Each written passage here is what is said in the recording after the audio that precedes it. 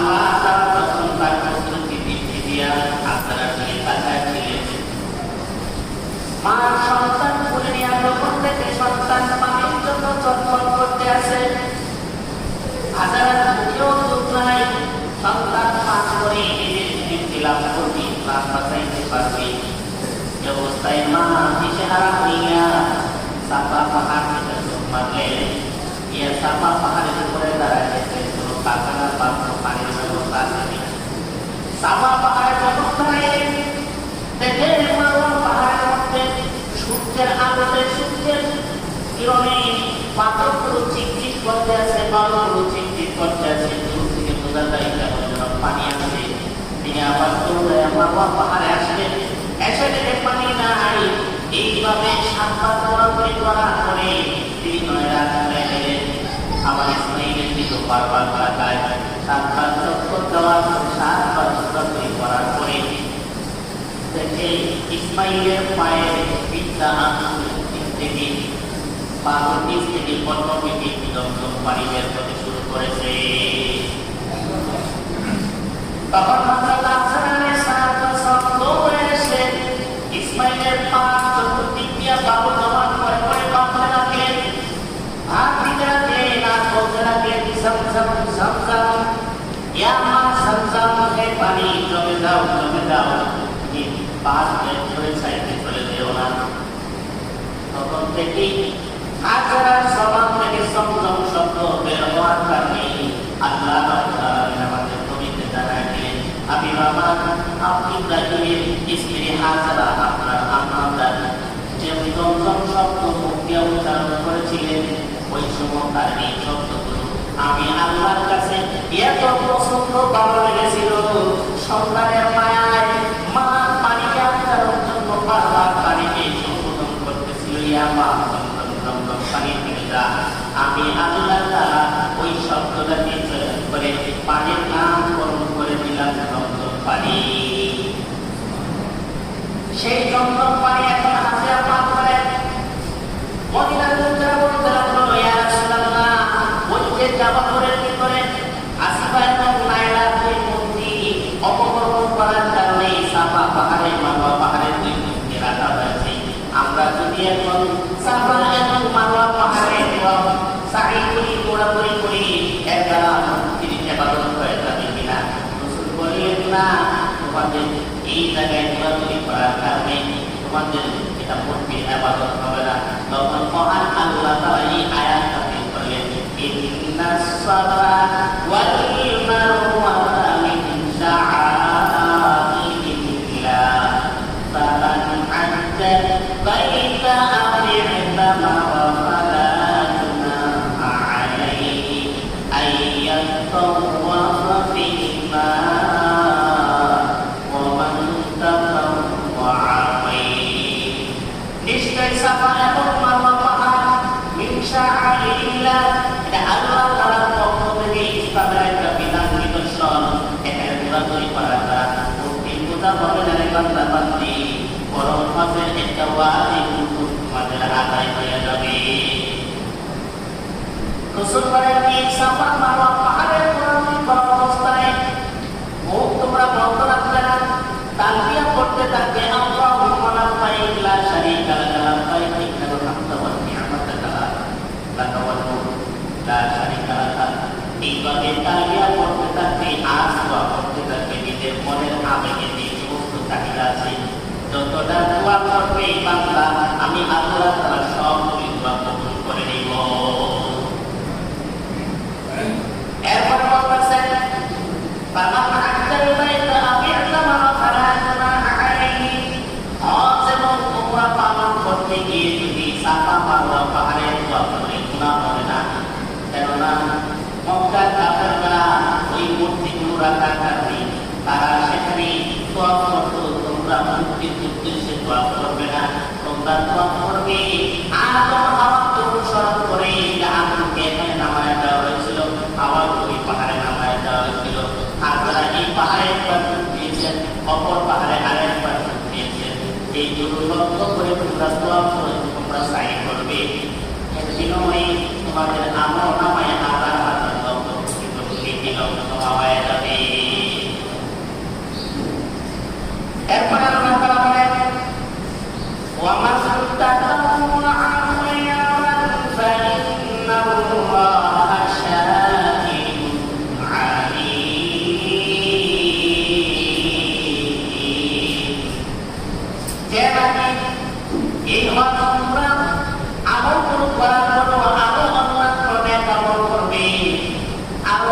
নিজের থেকে বিভিন্ন তাসবিহ তালিম, বিভিন্ন নেকামল কর্মী, মহান আল্লাহ এই নেকামলকারীদের সম্পর্কে ভালো জানেন। তিনি সুবন্ধকারিতা দিয়ে শুকরিয়া আদায় করে, কে আল্লাহ স্মরণ করে, আল্লাহ শুকরিয়া আদায় করে, আল্লাহর তরফ পয়সা খরচ করে আল্লাহর শুকরিয়া কে চায়, আর কে চাই না তাদের সকল সম্পর্কে আল্লাহ তাআলা ভালো জানে। এই জন্য যাদের অর্থ সম্পদ আছে এই কথা মনে করেন না যে আমার বয়স হয়ে দুনিয়া করে বসত না। আপনি হতে পারে অসুস্থ, যখন আপনি নিয়োগ করছেন তখন আপনার বয়স বেশি হয়ে গেছে, আপনি হঠাৎ অসুস্থ হয়ে যেতে পারেন, আপনার দ্বারা হজ আদায় হইল না। তাহলে মরণের পরে আল্লাহ রাসূল বলেন যার উপর হজ ফরজ ছিল সে যদি হজ আদায় না করে মারা যায়, রাসূল বলেন সে খ্রিস্টান হয়ে মারা যায়, সে ইহুদি হয়ে মারা যায়, সে বৌদ্ধ হয়ে মারা যায়, সে বেঈমান হয়ে মারা যায়, তার ব্যাপারে আমি রাসূলের কোনো জিম্মাদারি নাই। এই জন্য হজ কাদের উপর ফরজ? নিজের পরিবারের খরচ বাদ দিয়ে মক্কা মদিনা, মক্কা থেকে বাড়িতে আসা যাওয়ার নকল এবং সেখানে যে কয়েকদিন থাকতে হবে সেই টাকা খরচ পরিমাণ কর্তব্যটা যদি আপনার কাছে থাকে তাহলেই আপনার উপর খরচ। আরো যদি একটা জমি থাকে আর এই জমির দাম যদি 5 লক্ষ টাকা তুলতে হয়, তার যদি রেটটা থাকে, পরে খাবারের ব্যবস্থা থাকে, তাহলে তার উপর হজ খরচ হয়ে যায়। আর হজ করতে 5 লক্ষ টাকা লাগে না। আর যদি 5 লক্ষ টাকা লাগে, তার জমির দাম যদি 20 লক্ষ টাকা হয়, তাহলে তার উপর হজ খরচ।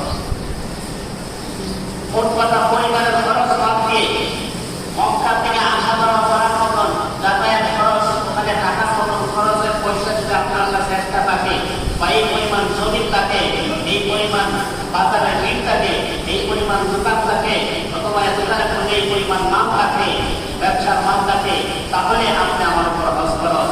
আর হজ খরচ হওয়ার পরে যদি আপনাকে হজ না করে যদি দুনিয়া থেকে বিদায় হয়, আল্লাহ রাসূল বলছেন সে ইহুদি হয়ে মারা যায়, সে খ্রিস্টান হয়ে মারা যায়, সে বৌদ্ধ হয়ে মারা যায়, সে বেদিন হয়ে মারা যায়, সে বেঈমান হয়ে মারা যায়, আমি রাসূলের কোনো কিছু আসে যায় না।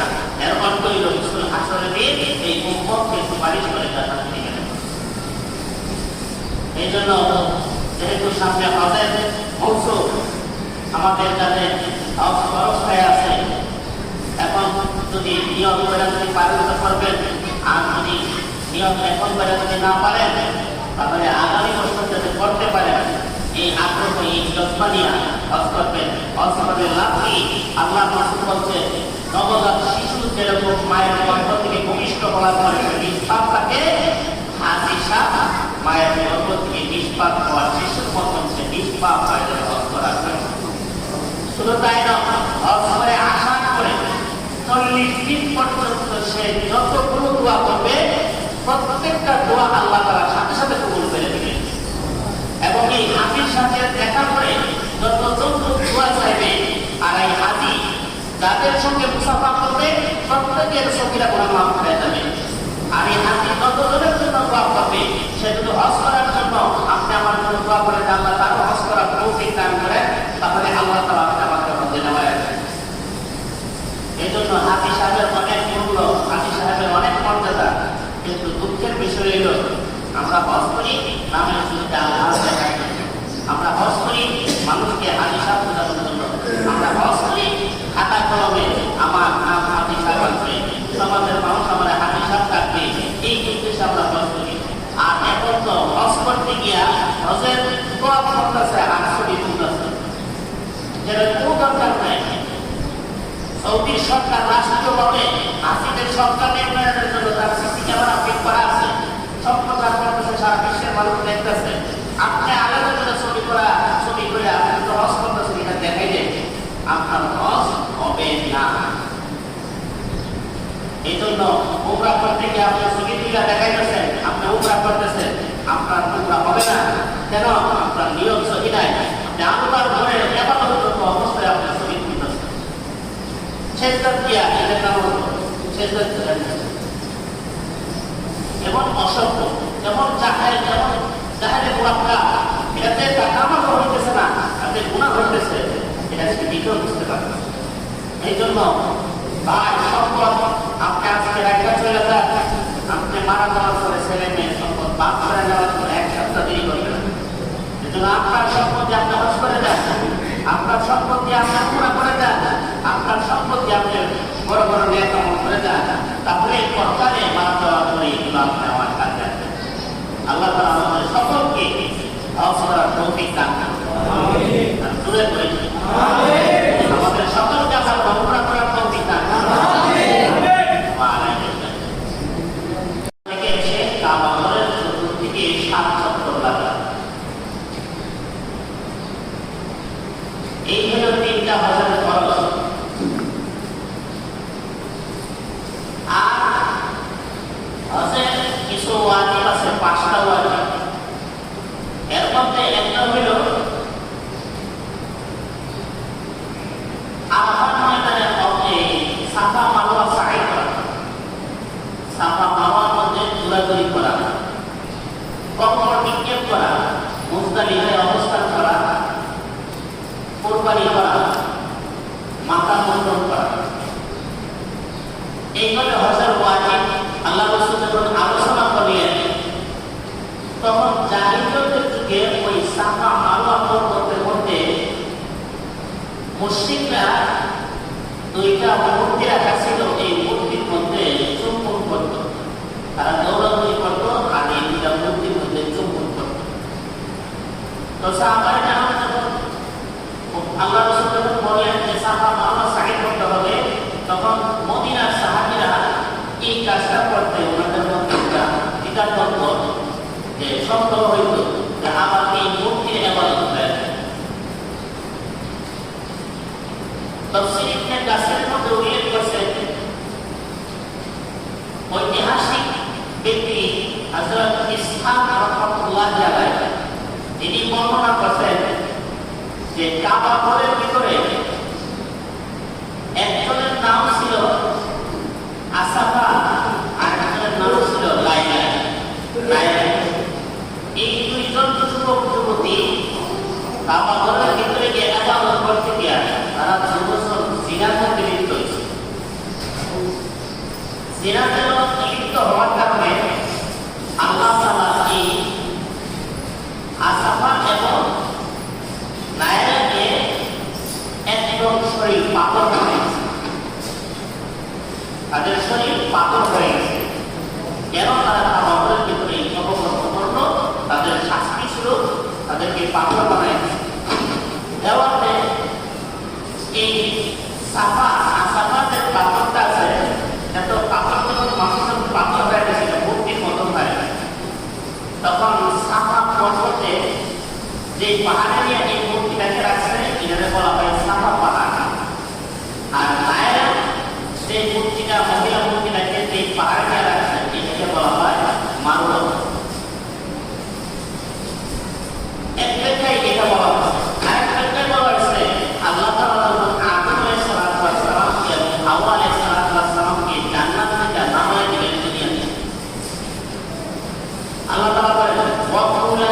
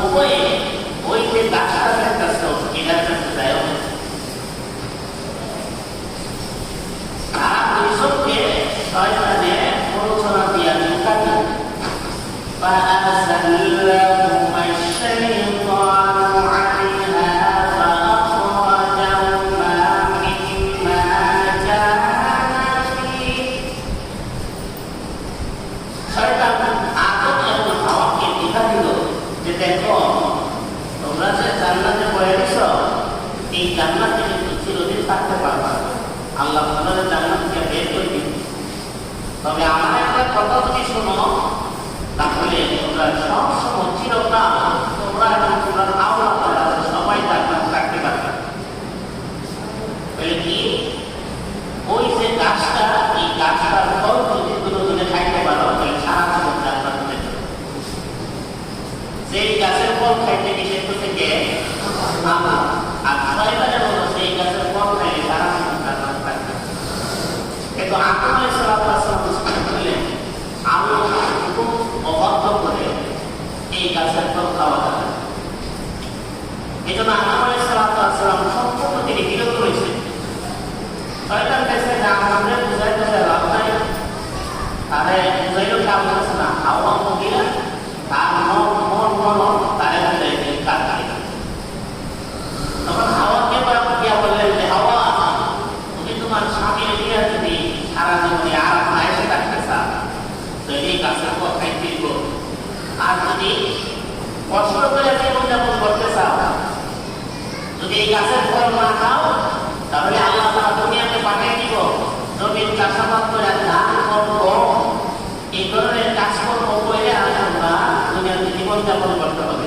আর যদি এই গাছের ফল খেয়ে ফেলতে পারো তাহলে চিরস্থায়ী জান্নাতে থাকতে পারবে।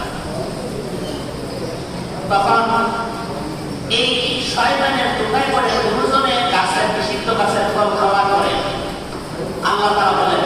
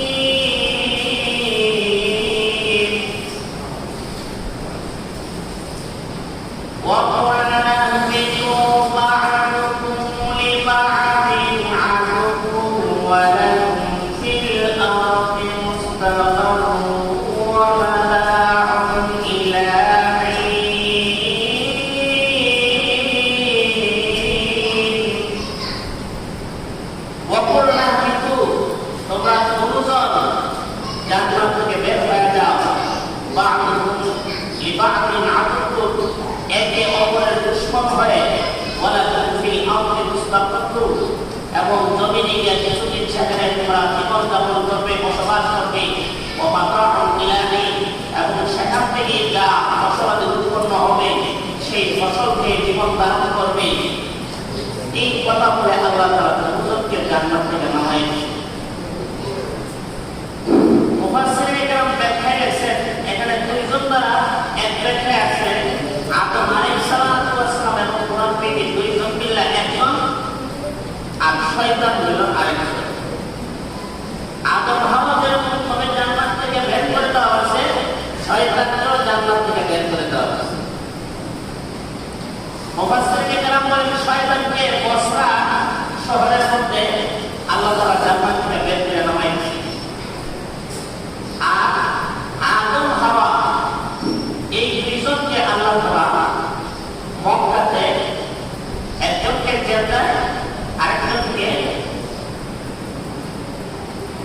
আরাফাতে নামায় দেওয়া হয়েছে। কিন্তু এই ব্যাখ্যাটা বেশি গ্রহণযোগ্য নয়। মুফাসসিরিনে কেরামের মধ্যে গ্রহণযোগ্য মতামত উল্লেখ করছে যে আদমকে ভারতে নামায় দেওয়া হয়েছে আর হাওয়া আলাইহিস সালামকে জেদ্দা শহরে নামায় দেওয়া হয়েছে। জেদ্দা শব্দটা এসেছে জাদ্দাতুন থেকে। জাদ্দাতুন হলো দাদি, নানিকেও দাদি বলা হয়, জাদ্দাতুন শব্দ ব্যবহার করে, আবার দাদির ক্ষেত্রেও জাদ্দাতুন শব্দ আদি শব্দ ব্যবহার করে। এই আদমকে আল্লাহ তাআলা ভারতে যে সময় ভারতবর্ষ ছিল, শ্রীলঙ্কা, পাকিস্তান, বাংলাদেশ মিলে ওই সময় শ্রীলঙ্কার একটা পাহাড়ে নামায় দেওয়া হয়েছে এক বছর। আরেক বছর বলা হয়েছে আদমকে সাফা পাহাড়ে নামায় দেওয়া হয়েছিল আর হাওয়াকে মারওয়া পাহাড়ের মধ্যে নামায় দেওয়া হয়েছে। এই আদম আলাইহিস সালাম যে সুমিয়া সাফা জালাসা আলাইহি আদম, তাফসীরের কিতাবে উল্লেখ করছে আদম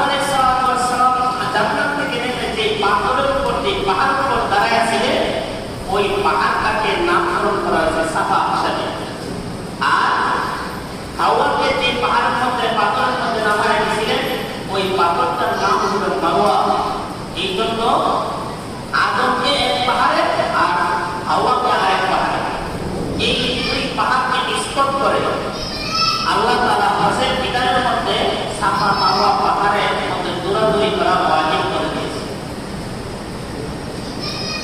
মুফাসসিরিনরা আরো উল্লেখ করেছেন যে হযরত ইব্রাহিম আলাইহিস সালাম যখন ইসমাঈল দুধ পান করে এই অবস্থায় হাজারকে এবং ইসমাঈলকে মক্কাতে রেখে আসেন।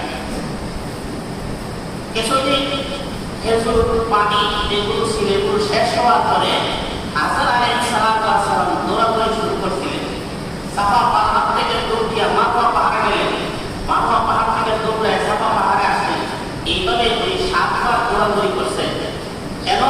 যে ইসমাঈলের জন্য কোনো পানি বা খাবারের ব্যবস্থা করা যায় কিনা।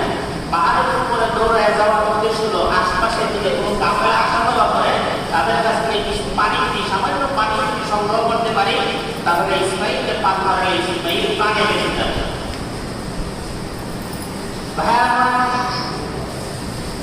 হাজার আলাইহিস সালাম যখন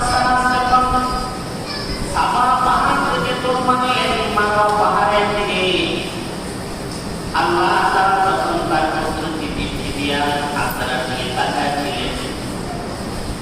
মার সন্তান কোলে নিয়ে যখন থেকে সন্তান পানির জন্য চটপট করতে আসে, হাজারের মুখেও দুধ নাই, সন্তান পান করে নিজের তৃপ্তি লাভ করবে, প্রাণ বাঁচাইতে পারবে। এই অবস্থায় মা দিশেহারা হইয়া সাফা পাহাড় থেকে দৌড় মারলেন। ইয়া সাফা পাহাড়ের উপরে দাঁড়ায় গেছে কোনো কারখানা পাত্র পানির ব্যবস্থা আছে কিনা। সাফা পাহাড়ে যখন দাঁড়াইলেন দেখে মারওয়া পাহাড়ের মধ্যে সূর্যের আলোতে সূর্যের কিরণে পাথরগুলো চিকচিক করতে আছে, বালুগুলো চিকচিক করতে আছে। দূর থেকে বোঝা যায় কেমন যেন পানি আছে। তিনি আবার দৌড়ে মারওয়া পাহাড়ে আসলেন, এসে দেখে পানি নাই। এইভাবে 7 বার দৌড়াদৌড়ি করার পরে তিনি নয়রাত হয়ে গেলেন। আমার ইসমাঈলের দিকে বারবার তাকায়, 7 বার চক্কর দেওয়ার পরে 7 বার দৌড়াদৌড়ি করার পরে দেখে ইসমাঈলের পায়ে পিতা আঙুল থেকে পাগল নিচ থেকে অটোমেটিক দমদম পানি বের করতে শুরু করেছে। তখন হযরত হাসান আলাইহিস সালাম দৌড়ে এসে ইসমাঈলের পা চতুর্দিক দিয়ে বাবু জমা করে করে কাঁপতে লাগলেন, হাত দিতে লাগলেন, আর বলতে লাগলেন zamzam zamzam, ইয়া মা zamzam হে পানি জমে যাও জমে যাও, তুমি পাহাড় বের করে সাইডে চলে যেও না। তখন থেকে হাজার জবান থেকে সমজম শব্দ বের হওয়ার কারণে আল্লাহ রাব্বুল আলামিন আমাদের নবীকে জানায় দিলেন, আমি বাবা আপনি ইব্রাহিমের স্ত্রী হাজারা আপনার আম্মা যে জমজম শব্দ মুখ দিয়ে উচ্চারণ করেছিলেন ওই সময় তার এই শব্দগুলো আমি আল্লাহর কাছে এত পছন্দ ভালো লেগেছিল। সন্তানের মায়ায় মা পানিকে আটকানোর জন্য বারবার পানিকে সংশোধন করতেছিল, ইয়া মা জমজম পানি ফেলে যা। আমি আল্লাহ তাআলা ওই শব্দটাকে চয়ন করে পানির নামকরণ করে দিলাম জমজম পানি। সেই জমজম পানি এখন হাসিয়া পান করেন। মদিনার লোকেরা বলতে লাগলো, ইয়া রাসূলুল্লাহ, ওই যে জাবালের ভিতরে আসিফা এবং নাইলার যে মূর্তি অপকর্ম করার কারণে সাফা পাহাড়ে মারওয়া পাহাড়ের দুই মূর্তি রাখা হয়েছে। আমরা যদি এখন সাফা এবং মারওয়া পাহাড়ে সাই করি দৌড়াদৌড়ি করি এর দ্বারা মূর্তির ইবাদত হয়ে যাবে কিনা? রাসূল বললেন, না, তোমাদের এই জায়গায় দৌড়াদৌড়ি করার কারণে তোমাদের এটা মূর্তির ইবাদত হবে না। তখন মহান আল্লাহ তাআলা এই আয়াত নাযিল করলেন, ইন্নাস সালাতা ওয়াল মারওয়াতা মিন শাআইরিল্লাহ ফামান হাজ্জা বাইতা আও ই'তামারা ফালা জুনাহা আলাইহি আন ইয়াতাওয়াফা বিহিমা ওয়া মান তাতাওয়া খায়র। নিশ্চয় সাফা এবং মারওয়া পাহাড় মিন শাআইরিল্লাহ, এটা আল্লাহ তাআলার পক্ষ থেকে ইসলামের একটা বিধান নিদর্শন। এখানে দৌড়াদৌড়ি করার দ্বারা মূর্তির পূজা হবে না রে বান্দা বান্দি, বরং হজের একটা ওয়াজিব তোমাদের আদায় হয়ে যাবে।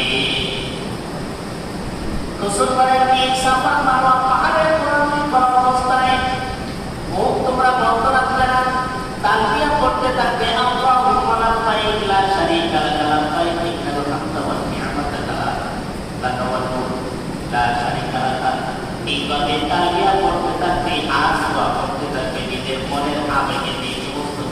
আছে, যতটা দোয়া করবে বান্দা আমি আল্লাহ তাআলা সবগুলি দোয়া কবুল করে নিব। এরপর বলতেছেন ফামান হাজ্জাল বাইতা আও ইতামারা ফালা গুনাহা আলাইহি, হজ এবং উমরা পালন করতে গিয়ে যদি সাফা মারওয়া পাহাড়ে দোয়া করে গুনাহ হবে না। কেননা মক্কার কাফেররা ওই মূর্তিগুলো রাখার কারণে তারা সেখানে দোয়া করতো, তোমরা মূর্তির উদ্দেশ্যে দোয়া করবে না, তোমরা দোয়া করবে আদম হাওয়াকে অনুসরণ করে। যে আদমকে এখানে নামায় দেওয়া হয়েছিল, হাওয়াকে ওই পাহাড়ে নামায় দেওয়া হয়েছিল, আর তারা এই পাহাড়ে একবার দিয়েছেন, অপর পাহাড়ে আরেকবার দিয়েছেন। এই দুটো লক্ষ্য করে তোমরা দোয়া করে তোমরা সাই করবে, এর বিনিময়ে তোমাদের আমল নামায় হাজার হাজার লক্ষ কোটি লক্ষ হয়ে যাবে। এরপরে আল্লাহ তাআলা বলেন ওয়া মান তাতাওয়া খায়রান ফাইন্নাল্লাহা শাকিরুন আলীম। যে ব্যক্তি এই হজ উমরা আমল করার পর আরো অন্যান্য নেক আমল করবে, আরো নিজের থেকে বিভিন্ন তাসবিহ তাহলিল বিভিন্ন নেক আমল করবে, মহান আল্লাহ এই নেক আমলকারীদের সম্পর্কে ভালো জানেন। তিনি সুবর্ণকারী তাকে শুকরিয়া আদায় করে, কে আল্লাহ শুকরিয়া করে আল্লাহ শুকরিয়া আদায় করে, আল্লাহ পয়সা খরচ করে আল্লাহ শুকরিয়া কে চায়, আর কে চাই না তাদের সকল সম্পর্কে আল্লাহ তাআলা ভালো জানে। এই জন্য যাদের অর্থ সম্পদ আছে এই কথা মনে করেন না যে আমার বয়স এরপর হজ করব না। আপনি হতে পারেন অসুস্থ, যখন আপনি নিয়ত করছেন তখন আপনার বয়স বেশি হয়ে গেছে, আপনি হঠাৎ অসুস্থ হয়ে যেতে পারেন, আপনার দ্বারা হজ আদায় হইল না। তাহলে মরণের পরে আল্লাহ রাসূল বলেন যার উপর হজ ফরজ ছিল সে যদি হজ আদায় না করে মারা যায়, রাসূল বলেন সে খ্রিস্টান হয়ে মারা যায়, সে ইহুদি হয়ে মারা যায়, সে মুক্ত হয়ে মারা যায়, সে বেঈমান হয়ে মারা যায়, তার ব্যাপারে আমি মুসলিম কোনো জিম্মাদারি নাই। এই জন্য হজ তাদের উপর ফরজ, নিজের পরিবারের খরচ বাদ দিয়ে মক্কা মদিনা, মক্কা থেকে বাড়িতে আসা যাওয়ার নগদ এবং সেখানে যে কয়েকদিন থাকতে হবে সেই টাকার খরচ পরিমাণ কর্তব্যটা যদি আপনার কাছে থাকে তাহলেই আপনার উপর খরচ। আরো যদি একটা জমি থাকে আর এই জমির দাম যদি 5 লক্ষ টাকার উঠতে হয়, তার যদি রেটটা থাকে পরে খাবারের ব্যবস্থা থাকে, তাহলে তার উপর হজ খরচ হয়ে যায়। কারণ হজ করতে 5 লক্ষ টাকা লাগে না। আর যদি 5 লক্ষ টাকা লাগে, তার জমির দাম যদি 20 লক্ষ টাকা হয়, তাহলে তার উপর হজ খরচ।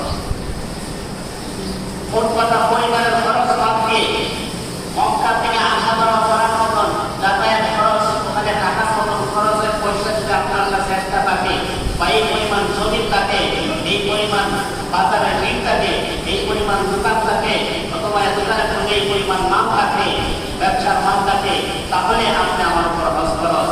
আর হজ খরচ হওয়ার পরে যদি আপনাকে হজ না করে যদি দুনিয়া থেকে বিদায় হয়, আল্লাহ রাসূল বলছেন সে ইহুদি হয়ে মারা যায়, সে খ্রিস্টান হয়ে মারা যায়, সে বুদ্ধ হয়ে মারা যায়, সে বেদিন হয়ে মারা যায়, সে বেঈমান হয়ে মারা যায়, আমি রাসূলের কোনো কিছু আসে যায় না। এর অর্থ হইল রাসূল হাসরের দিন এই উম্মতকে সুপারিশ করে জান্নাতে নিয়ে যাবেন। এই জন্য যেহেতু সামনে হজের মৌসুম, আমাদের যাতে হজ খরচ হয়ে আছে, এখন যদি নিয়ত করে যদি পালন করবেন, আর যদি নিয়ত এখন করে যদি না পারেন, তাহলে আগামী বছর যাতে করতে পারেন এই আগ্রহ, এই যত্ন নিয়ে হজ করবেন। হজ করলে লাভ কি? আল্লাহ রাসূল বলছে নবজাত শিশু যেরকম মায়ের গর্ভ থেকে ভূমিষ্ঠ হওয়ার পরে নিষ্পাপ থাকে, হাজি সাপ মায়ের গর্ভ থেকে নিষ্পাপ হওয়ার শিশুর মতন সে নিষ্পাপ হয়ে যাবে হজ করার পরে। শুধু তাই নয়, হজ করে আসার পরে 40 দিন পর্যন্ত সে যতগুলো দোয়া করবে প্রত্যেকটা দোয়া আল্লাহ তাআলা সাথে সাথে কবুল করে দিবেন। এবং এই হাজির সাথে দেখা করে যতজন দোয়া চাইবে, আর এই হাজি যাদের সঙ্গে মুসাফা করবে প্রত্যেকের সঙ্গীরা গুনাহ মাফ হয়ে যাবে। আর এই হাজি যতজনের জন্য দোয়া করবে, সে যদি হজ করার জন্য আপনি আমার জন্য দোয়া করে আল্লাহ তার হজ করার তৌফিক দান করেন, তাহলে আল্লাহ তাআলা আমাকে হজে নেওয়ায়। এই জন্য হাজি সাহেবের অনেক মূল্য, হাজি সাহেবের অনেক মর্যাদা।